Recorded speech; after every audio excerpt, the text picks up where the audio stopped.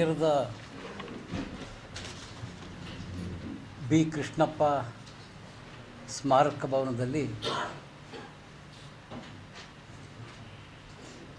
ಆ ಒಂದು ಕಾರ್ಯಕ್ರಮದಲ್ಲಿ ನಾನು ಮತ್ತು ಮಾಜಿ ಶಾಸಕರಂತ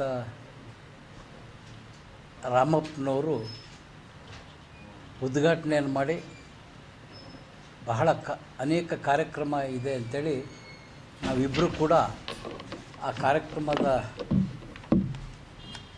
ಉದ್ಘಾಟನೆಯನ್ನು ಮಾಡಿ ಹೋದ ನಂತರ ಹಿರಿಯರಾದಂಥ ಸನ್ಮಾನ್ ಶ್ರೀ ಕೆ ಎಸ್ ಭಗವಾನ್ರವರು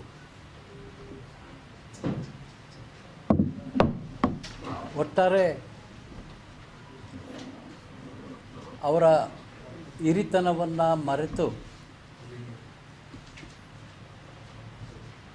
ಹಿಂದೂಗಳ ಧಾರ್ಮಿಕ ಭಾವನೆಗೆ ನೋವನ್ನುಂಟು ಮಾಡ್ತಕ್ಕಂಥ ವಾಲ್ಮೀಕಿ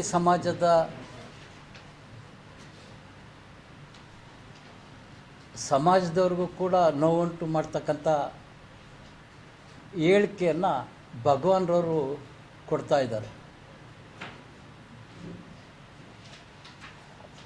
ಇವತ್ತು ಸರ್ಕಾರ ಪ್ರಚೋದನಾಕಾರಿ ಭಾಷಣ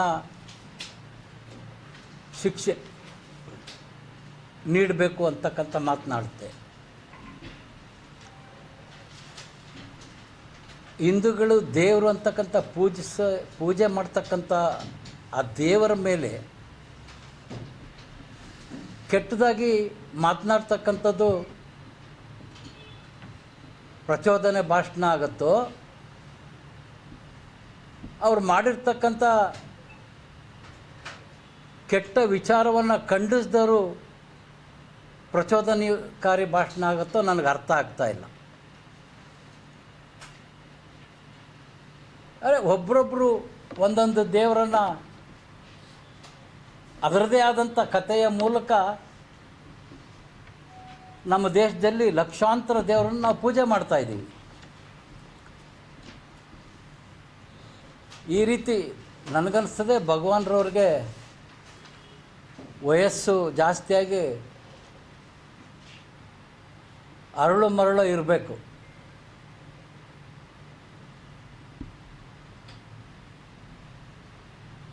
ಹಾಗಾಗಿ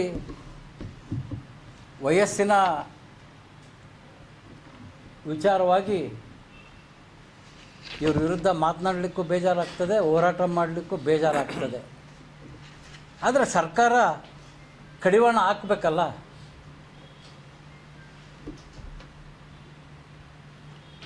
ನಂತರ ಅನಾಹುತ ಆದಮೇಲೆ ಕ್ರಮ ಕೈಗೊಳ್ಳೋದಕ್ಕಿಂತ ಮುಂಚೆ ಸರ್ಕಾರ ಈ ರೀತಿಯ ಮಾತನಾಡ್ತಕ್ಕಂಥ ಹಿರಿಯ ಜೀವಿಗಳಿಗೆ ಸರಿಯಾದ ತಿಳುವಳಿಕೆಯನ್ನು ಹೇಳಿ ಅಶಾಂತಿ ಉಂಟಾಗ್ತಕ್ಕಂಥ ತಪ್ಪಿಸ್ತಕ್ಕಂಥ ಕೆಲಸ ಸರ್ಕಾರ ಮಾಡಬೇಕಾಗಿದೆ.